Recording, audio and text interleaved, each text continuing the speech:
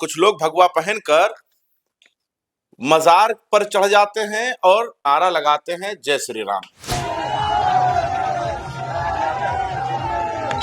अगर यही किसी मुसलमान ने किया होता तो आज क्या हो गया होता। कोई धर्म से आतंकवादी थोड़ी नहीं कि मुस्लिम है तो आतंकवादी, काम से आतंकवादी बनता है। जो इन लोगों ने किया है इसको आतंकवादी। पत्थर जो सैयद सलार मसूद गाजी के वहां प्रयागराज में पहुंचे थे, झंडा फहरा रहे थे, इनके खिलाफ क्या चाहते हैं आप? नहीं, इनके खिलाफ जो जिस तरीके से सरकार के द्वारा बुलडोजर की कार्रवाई की जाती है, अगर कोई मंदिर पर इस तरीके से चला जाता तो मैं समझता हूँ अब तक वो जिंदा नहीं रहते, उनका एनकाउंटर भी हो गया होता ना। इतना बड़ा जुलूस निकला तो तमाम सरकारी महकमा होगा, पुलिस हो गई, एसडीएम होगा, सब होंगे। आखिर वो लोग उस समय कहाँ थे जब इन लोगों ने इस तरीके का कुकर्म करने का काम किया। थोड़ा सख्त से सख्त कठोर कार्रवाई करती है पुलिस उत्तर प्रदेश में। अब तक वो जेल गए क्या? अब तक उनको गिरफ्तारी हुई क्या?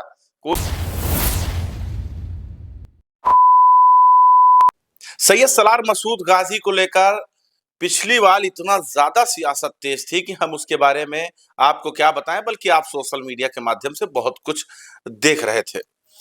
आज रामनवमी के दिन जुलूस हर जगह पर निकाला जा रहा था। इसकी कल्पना पूरे देशवासी कर रहे थे कि शांतिपूर्वक और सही सलामत रामनवमी का जुलूस जो है वो निकल जाए।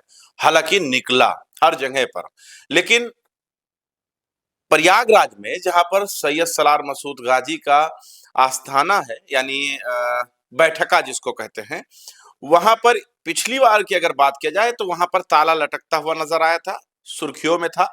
लेकिन आज रामनवमी के दिन वहां पर कुछ कुछ लोग भगवा पहनकर मजार पर चढ़ जाते हैं और फहराते हैं झंडा और नारा लगाते हैं जय श्री राम। इस पर ज्यादा बात करने के लिए हमारे साथ किसान नेता राष्ट्रीय अध्यक्ष मनीष यादव जी हैं, जिनसे बात करेंगे। मनीष यादव जी, बहुत बहुत शुक्रिया आप हमारे साथ जुड़े। और कैसे देख रहे हैं आप ये पूरा मामला? बहुत धन्यवाद। मैं इसकी घोर निंदा करता हूँ। आज जो प्रयागराज में हुआ, जो पूर्व में इलाहाबाद था, और बहुत ही निंदनीय है। इसकी जितनी भी निंदा की जाए उतना कम है। आज मर्यादा पुरुषोत्तम भगवान श्री राम के नाम को और उनके झंडे को कलंकित करने का काम किया है। कुछ मैं समझता हूँ भगवा आतंकियों ने जिस तरीके का माहौल प्रयागराज में बनाने का प्रयास किया है, इसका सीधा ये संदेश है कि वक्फ बिल पर मुस्लिमों ने शांति रख ली, बिल्कुल शांत हो गए कि ठीक है सरकार आज तानाशाही कर रही है, वक्फ बिल को पास किया। तो मुस्लिमों को शांति प्रिय देख कर चाहे उत्तर प्रदेश की सरकार हो चाहे केंद्र की सरकार हो, देश के मुस्लिमों को भड़काना चाहती है कि किसी भी तरीके से ये लोग दंगा करें, ये लोग सड़कों पर निकले। मनीष यादव जी, आपने भगवा आतंक, आपने ऐसा शब्द इस्तेमाल किया, ये तो बिल्कुल सिरे से नकारा जाएगा। मतलब आप नहीं, मैं नहीं नकार रहा हूँ। जिस तरीके का उन्होंने घृणित कार्य किया है और उसके लिए मेरे पास तो आप भगवा आतंकी कहेंगे? नहीं, बिल्कुल मैं कह रहा हूँ जो इन्होंने किया है किसी के धार्मिक मजार पर या मस्जिद पर अपने धर्म का झंडा फहराने। तमाम जगह है जहाँ पर अभी तक कोई पहुंचता नहीं, हिंदू ऐसे तमाम मंदिर है जहाँ की कोई देखने वाला नहीं है। आप वहां पर जाके उन मंदिरों की दशा को सुधारो, वहां पूजा करो। जरूरी नहीं है कि मुस्लिम हो या सिख के उनके गुरुद्वारे पर जाओ, आप ईसाइयों के चर्च पे जाकर वहां पर अपना भगवा झंडा फहराओ। आपने वीडियो देख लिया है? मैंने देख लिया है, मेरे मोबाइल में भी। अगर आप कहेंगे तो मैं आपको दिखा भी सकता हूँ। दर्शकों को दिखा दीजिए जरा सा। ये देखिए आप, ये जो वीडियो है, ये जो माहौल क्रिएट किया गया, इससे देश की भावनाएं नहीं आहत हुई। आज प्रधानमंत्री और मुख्यमंत्री की भावनाएं नहीं आहत हुई। अगर यही किसी मुसलमान ने किया होता तो आज क्या हो गया होता इस धरती पर, प्रयागराज की, पूरे उत्तर प्रदेश में। ये बहुत ही निंदनीय है। इससे साफ संदेश जाता है कि आज जो चुनी हुई सरकारें प्रदेश में, देश में है, वो तुष्टीकरण की राजनीति कर रहे हैं। देश में दंगा कराकर लोगों की भावना।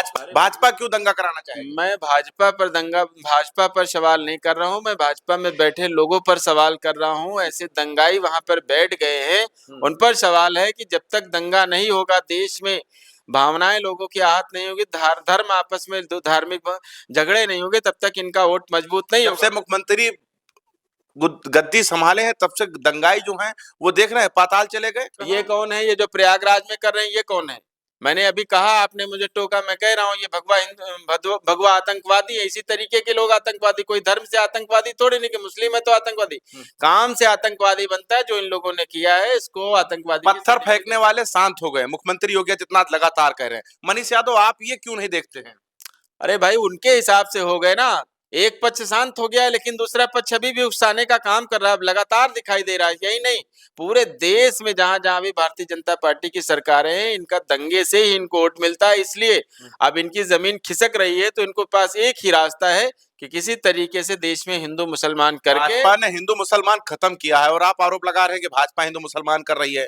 दंगाइयों को शांत कौन किसने किया? मुख्यमंत्री योगी आदित्यनाथ ने उत्तर प्रदेश के अंदर। दंगाई जब सत्ता में बैठे हैं तो दंगा करेगा कौन? सवाल ये भी है ना। आज जो लोग सत्ता में बैठे हैं, इन्हीं लोगों ने दंगा करने का काम किया है, तभी आज इनको सत्ता मिली है। इनको पता है जिस दिन लोग लड़ना झगड़ना बंद कर देंगे, उस दिन हमारी सत्ता उखड़ जाएगी। इसलिए ये श्री राम के नाम को सिर्फ अपने वोट के लिए यूज करते हैं। श्री राम को पढ़ना चाहिए, श्री राम को जानना चाहिए, और उनकी मर्यादा पुरुषोत्तम भगवान श्री राम इसीलिए कहा गया है कि उन्होंने सभी को लेकर चलने का काम किया। इसलिए अपने पिताजी के। वो लोग तो कह रहे हैं कि झंडा इसलिए फहराया है कि हमारे जो आदर्श हैं, जो हमारे जो गौरव हैं, मतलब जिनके ऊपर मुझे गर्व करना चाहिए, सैयद सलार मसूद गाजी पर गर्व नहीं करना चाहिए। ये मतलब उनका मानना है कि महाराजा सुहेल देव राजभर की दुहाई होनी चाहिए। हम किसको मानेंगे किसको नहीं, ये हमारी आस्था के विषय है। कोई हमसे जबरदस्ती करवा लेगा?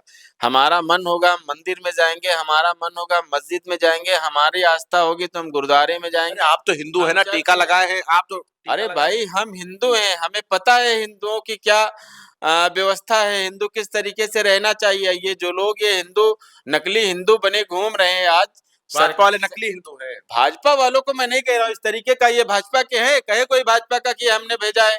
ये सिर्फ चुने हुए ऐसे लोग जो पत्थर मार रहे हैं, ये पत्थर मार रहे हैं, जो झंडा फहरा रहे हैं, ये हाँ। ये सब नर्सरी तैयार की जा रही है आने वाले समय के लिए। नौजवानों के को ब्रेन वॉश किया गया, जैसे पाकिस्तान में नौजवानों को ब्रेन वॉश करके उनको जो है आत्मघाती हमले के लिए तैयार किया जाता है। इसी तरीके से इनके मन में इतना कट्टरता भर दी गई है कि ये लोग कुछ भी देखने को देश। अच्छा, आप नहीं चाहते हैं सनातन जाग जाए? आप नहीं चाहते हैं कि हिंदू धर्म की बोलबाला हो जाए? ये आप नहीं चाहते क्या?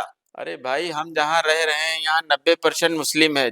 मैं जिस जगह पे रह रहा हूँ 90% यहाँ मुस्लिम है। तब तो आप खतरे में रहते हैं। योगी आदित्यनाथ ने कहा था खतरे में रहेंगे अगर ऐसा। 10% हम लोग हैं, और हम लोग बहुत ही अमन चैन से रह रहे हैं। जब हिंदुओं के बीच, मुसलमानों के बीच में, जब मैं राम मंदिर का मुद्दा मुसलमानों के बीच में आप 92 में, तब भी यहाँ कभी कोई आपसी झगड़ा फसाद नहीं हुआ। और आज भी इतना भाजपा ने प्रयास किया, लेकिन हमारे क्षेत्र में जहाँ मैं मुख्यमंत्री तो कहते हैं कि जहाँ पर 40%, मुख्यमंत्री खुद कह रहे हैं कि जहाँ पर 40 मुसलमान के घर हो, एक हिंदू का है, वो रह नहीं सकता वहां पर। आप बता रहे हैं कि हम रह रहे हैं। ये वो कह सकते हैं ना, क्योंकि उन्होंने जिस तरीके की राजनीति करके वो यहाँ पहुंचे हैं, इसीलिए वो अपनी नर्सरी तैयार कर रहे हैं। क्योंकि भविष्य में उनको प्रधानमंत्री झंडा लेकर फहराए हर मस्जिद में, हर दरगाहों पर।